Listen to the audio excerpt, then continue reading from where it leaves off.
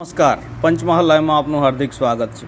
પંચમહાલ જિલ્લાના જાંબુઘોડા યુનિટ ખાતે હોમગાર્ડ સભ્યો દ્વારા વૃક્ષારોપણ કાર્યક્રમ યોજવામાં આવ્યો હતો।